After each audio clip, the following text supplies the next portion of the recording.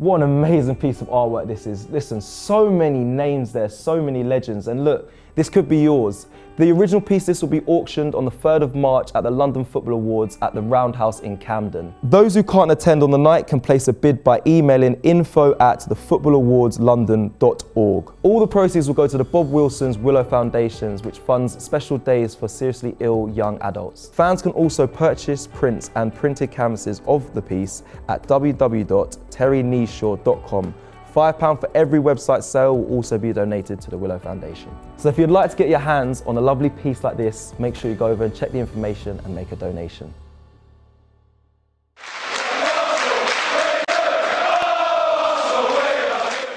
Hi everyone, welcome back to AFTV. We've got another really special show for you today because we're going to be having a little look at William Saliba, Matteo Guendouzi, an update on his future, and having a little look at some other perhaps stars that maybe we don't know so much about, maybe we do know a lot about. We know the links to Houssem Aouar in the past, players in the French League that maybe Arsenal should be looking at ahead of a really busy summer. Hopefully we'll have Champions League football to help attract some of these stars as well.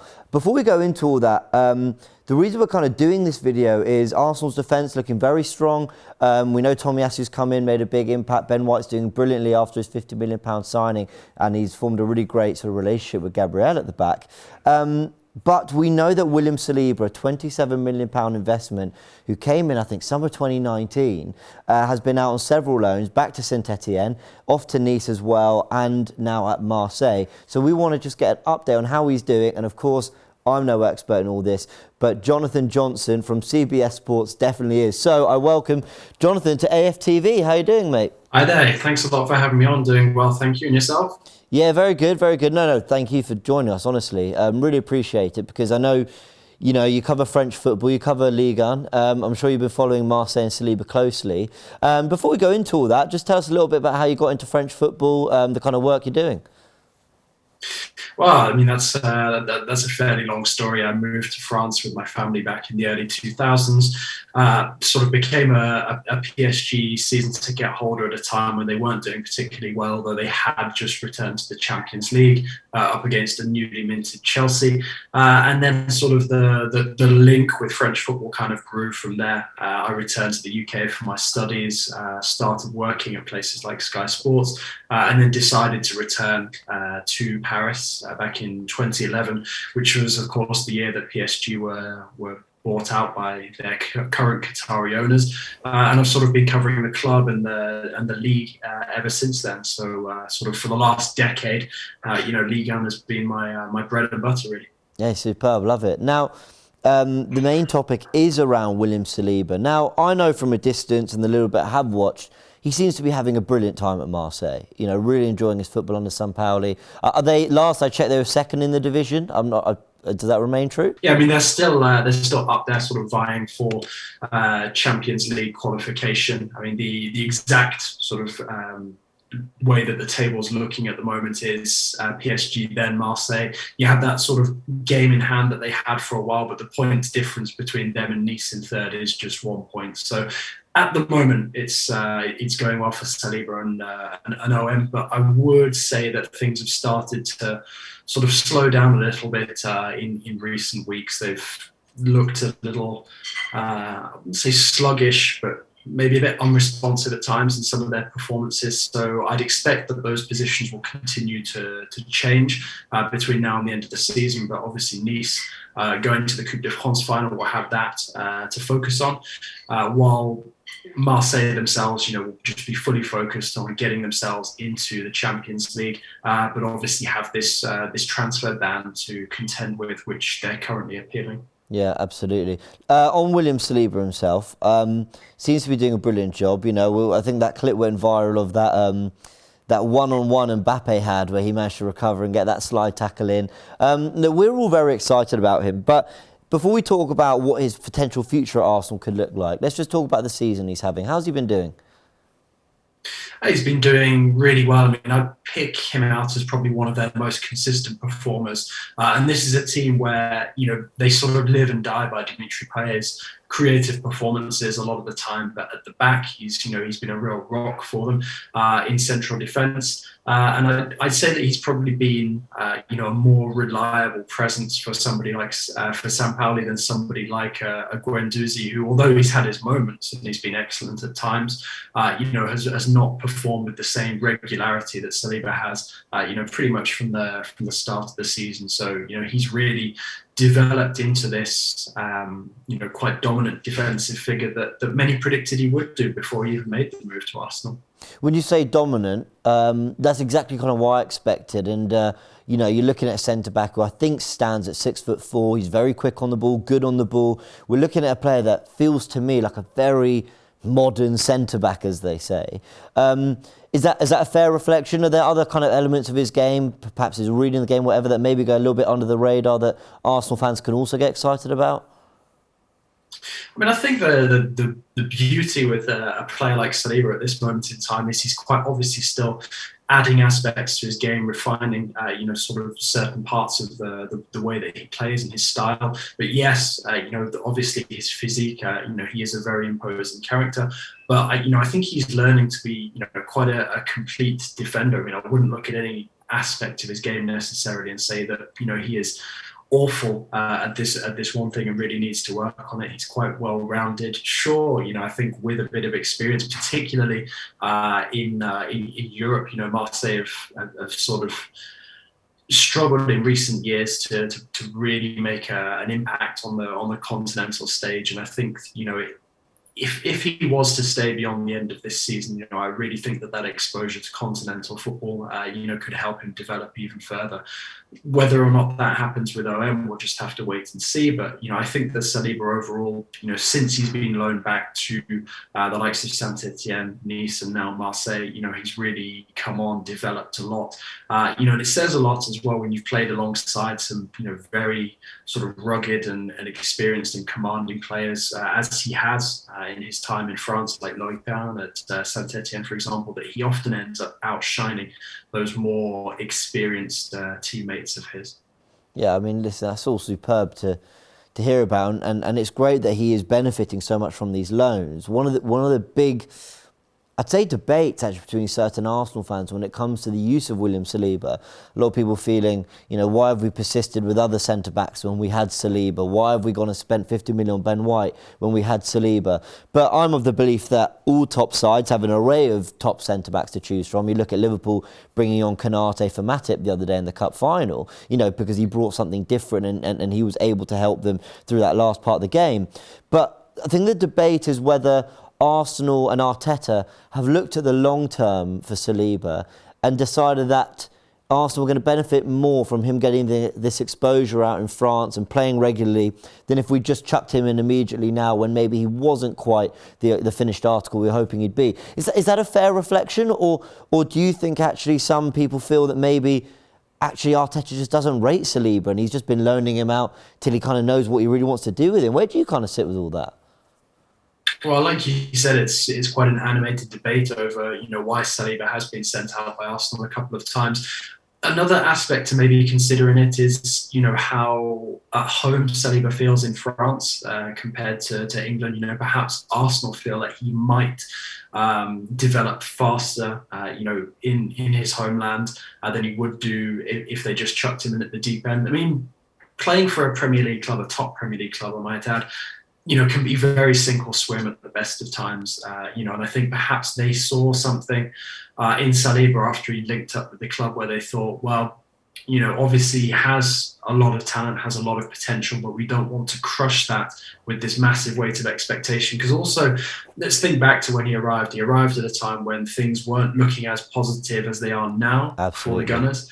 And I think that, there was this real expectation around him as if they, sort of signed like the next coming of Maldini. And I do rate Saliba extremely highly. But I think those sort of expectations really needed to be tempered. And perhaps the club looked at this and thought, well, if he comes into the team and then suddenly results don't pick up and, there's not this sort of, the defence doesn't become watertight immediately after his arrival, then, suddenly he's going to be getting slammed and we might end up, sort of missing out on this fantastic talent because he either gets pushed out of the team because of a drop in confidence, or we end up selling him for cheap and he goes and shines at some other clubs. So that might explain why they've looked to loan him out and specifically loan him out to Ligue 1 clubs. And if you look as well at the progression of those loans, first of all, he's gone back to familiar territory with Saint-Etienne, his formative club. He spent the second half of last season on loan with Nice,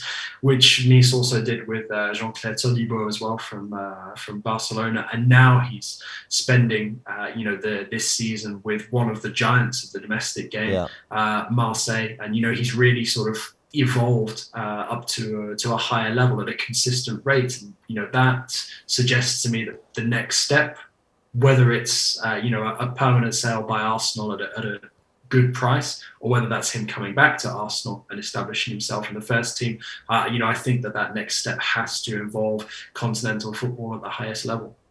I'm going to put you on the spot a little bit, following on from what you've just been talking about there. Do you believe he has a long-term future at Arsenal? I think a long-term future at Arsenal is more likely than him making the move to Marseille. I think given the transfer ban, that actually strengthens Arsenal's hand in terms of sort of bringing him back, because there's no agreement in place a la Guendouzi, which is pretty much a done deal at this point. And I think that Arsenal are now in a luxurious position where, assuming that Champions League qualification for next season does get confirmed at some point, they can start planning and either make the decision to include Saliba in those plans or to perhaps cash in, because I think this is probably the first time when they could actually look at Saliba, potentially from a transfer point of view, and maybe look to, make a tidy profit on his signature, as opposed to before having been looking at, maybe selling him at a cut price. Well, I think it's going to be super interesting. I think we're all really looking forward to seeing what happens. And I think in our heads as Arsenal fans, it makes a lot of sense, if we're able to get into the Champions League next season, we let Pablo Mari go on loan, we sold Callum Chambers. If we're to get at least Europe, even Europa League football, you can see Arsenal with the progression that they want to be on, with the direction they want to be going in. You can see why Saliba, White, Gabriel, that's three very good options, especially for the long term. So it's super exciting when it comes to the centre-back position for Arsenal. In midfield, we know Arsenal are lacking a little bit. The whole of January was spent chasing midfielder we couldn't bring in. But one guy has been performing again with Marseille, again with William Saliba, and that's Matteo Guendouzi. But is this all a little bit of a pointless conversation we're about to have? Because it looks like he's joined. It's a done deal and he's going to be, permanently moving to Marseille. Yeah, according to their president Longoria, who was speaking in the French media, as recently as Tuesday night, it sounds like it's pretty much a done deal. He's reached the necessary number of appearances, and that's a transfer that will now go through. It's a really interesting scenario. Sort of Marseille at this moment in time, not entirely certain of where their season is going to end up, if they're going to achieve Champions League qualification, but also not sure if they're going to be able to do any transfer dealings this summer and beyond because of this transfer ban that they have looming over them for the involvement in the Pape Gueye fiasco that also included Watford. Guendouzi, it's great for OM that they've got him tied up. Like I said earlier, I wouldn't say that he's been as reliable, and as consistent as Saliba has been overall this season. But he has still had his moments. He's put in some very, very good performances. Showed his prowess in front of goal as well at times, and certainly seems to be somebody who's developing into a player who could be at Marseille for the long term. But when you look at the business that they've had lined up sort of ahead of the summer, it almost seems like they're planning for life, perhaps without Saliba. They've already got Gigot coming in from Spartak Moscow. He is on loan there until the end of the season and then will be a Marseille player from this summer. Whereas Guendouzi, that deal is pretty much going through, as have a number of the other loans that Marseille had lined up since the beginning of the season. So although his appearances have been encouraging overall, I think it's, something that there's probably, it's come too little too late almost to salvage his Arsenal career, but he does look like he's going to make a success of himself at Stade Velodrome. Yeah, He's such a fascinating one, Guendouzi, because as a player, I'm talking purely as a player, I always loved him. You know, I remember games in the North London derby or against Aston Villa when we were down to 10 men. He was the driving force in midfield. He says, give me the ball and I'll beat a couple men and just try to get us up the pitch. And I always wanted us to persist with him because he had that in him. But there were questions about temperament or concentration, and we know that the game of football's evolved so much to a point where if you're not doing almost what the manager instructs you to do, regardless of everything else, you know, that can be a problem. But it does seem like he's matured and doing brilliantly out in Marseille. My question to you is, are Arsenal going to regret this one? You know, with maybe the fact that a second or third chance wasn't offered to Guendouzi? And I think that's it's an interesting question, and definitely one where there's sort of a couple of different arguments that could be made.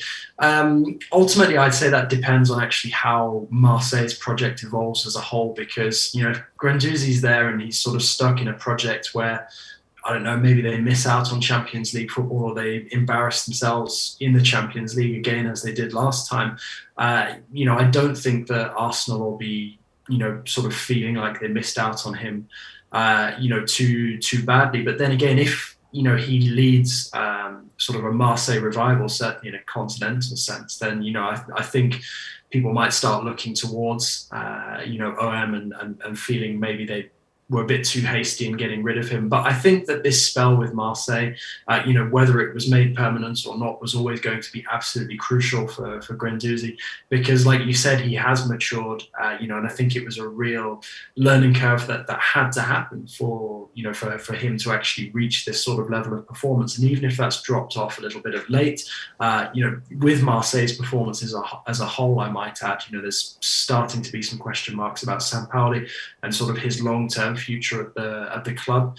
But also when I look at being a Villa fan, funny you mentioned Villa, and the rumours linking Arsenal with Douglas Luiz, you do wonder if Arsenal would be better off paying, I wouldn't say through the nose, but paying a significantly higher amount for somebody like the Brazilian when they had Guendouzi out on loan, improving to arguably his best and most consistent level that we've seen from him in his career so far. Yeah, it's really interesting. I think the sad thing is that it probably isn't a talent thing. Maybe, and I'm just speculating, maybe Arteta was willing to kind of wait for the talent to shine through, but you'd always hear about temperament or a disagreement. And as we've seen with a few players, and I'm not saying Arteta's right or wrong in this, there's definitely, the non-negotiables is the word he uses, definitely a point to which he goes, that's it, I've seen enough. So whatever happens, obviously we wish Guendouzi all the best, and as we know, he will be signing permanently